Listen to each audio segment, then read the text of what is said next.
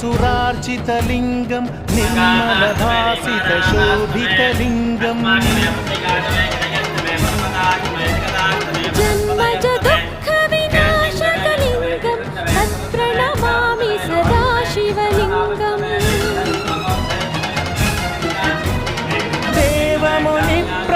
देवमुनिप्रवरार्चितलिङ्गं कामदहनकरुणाकरलिङ्गं रावणदर्पविनाशकलिङ्गं तत्प्रणमामि सदा